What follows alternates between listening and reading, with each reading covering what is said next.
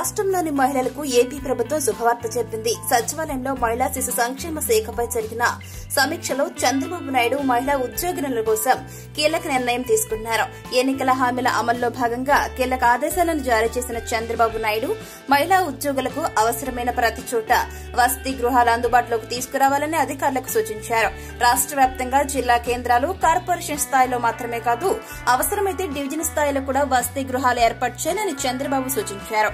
అయితే ఇప్పటికే జిల్లా కేంద్రాలు, కార్పొరేషన్ స్థాయిలో 100 వసతి గృహాలను ఏర్పాటు చేయడానికి చర్యలు తీసుకుంటున్నామని అధికారులు సీఎంకు వివరించారు. దీంతో చంద్రబాబు మహిళా ఉద్యోగులకు ఎటువంటి ఇబ్బందులు కలగకుండా చర్యలు తీసుకోవాలన్నారు. వసతి గృహాల దగ్గరే పిల్లల సంరక్షణకు వీలుగా ప్రత్యేక కేంద్రాలు అందుబాటులోకి తీసుకురావాలని చంద్రబాబు ఆదేశాలు జారీ చేశారు.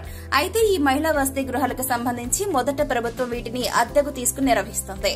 అనంతరం ప్రభుత్వ, ప్రైవేటు భాగస్వామ్యంతో గాని, స్వచ్ఛంద సంస్థల సహకారంతో గాని వీటిని నిర్వహించాలని భావిస్తున్నారు. ఈ హాస్టల్స్ పై సమగ్ర నివేదికను సిద్దం చేయాలంటూ చంద్రబాబు నాయుడు అధికారులను ఆదేశించారు. ఇక రాష్ట్రంలోని అంగన్వాడీల అభివృద్దిపై కూడా అధికారులతో సమీక్షించిన చంద్రబాబు రాష్ట్రంలో ఉన్న మినీ అంగన్వాడీ కేంద్రాలను ఎన్నింటినీ అప్గ్రేడ్ చేయాలి అన్న దానిపైన సర్వే చేపట్టాలని ఆదేశించారు. గిరిజన ప్రాంతాల్లో ఎస్సీ జనాభా ఎక్కువగా ఉన్న చోట అంగన్వాడీ కేంద్రాల ఆధునీకరణకు చర్యలు చేపట్టాలన్నారు.